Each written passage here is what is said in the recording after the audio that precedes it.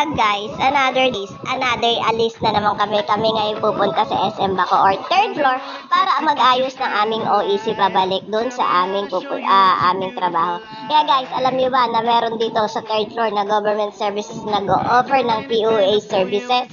Kaya ayun guys, at agad pumunta kami ng third floor para hanapin yung office na yon. So after nun sa third floor nga guys, at kumanan kami, makikita nyo agad yung government office dito. Kaya ayan guys, ang dami-dami pila. Makikita nyo agad ang dami-dami. Maaga nga kami pumunta para maaga matapos. Ayan naman na naabutan namin.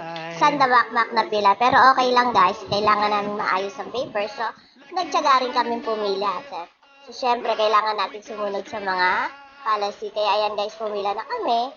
At pagkatapos ng aming pila, nakakuha na rin po kami ng aming ticket at nakapasok na po kami sa loob ng OE, ng office. Kaya ayan dito guys, makukuha nyo yung mga papers regarding sa POEA. Kaya ayan guys, sa kapila na ng halko at medyo nagka-problema nga at dahil nawala ang kanyang password at naibigay ng babae sa ibang kliyente. Kaya ayan, hinanap pa namin at kinuha namin ulit. At agad-agad pagkakuha namin, pumila ulit kami sa guys. At pagkatapos na-discover namin na magkaroon ng problema dahil may kapangalan kami na nakaban o watchlist na umalis naman sa ako. Kaya agad-agad kami pumunta ng POEA para ayusin ito guys. So ayan, saglit lang naman at nagbayad kami ng konti at inayos namin ang paper sa tawa ng Diyos. Naayos namin agad pagkatapos niya. Nagmerienda na kami. Kaya ayan guys, kumain kami at in-order ko lahat ng uri ng kakanin dito sa Robinson's Galleria. Kaya yan, di ba, masyadong masiba. Kaya in-order ko na lahat ng gusto kong kainin at namis kong kainin kakanin.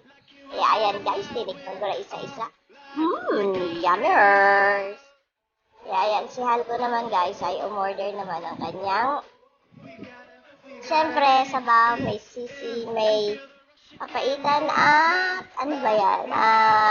Pares. So after that, umuwi na kami guys. Pabalik na kami. At maraming salamat for watching. Bye!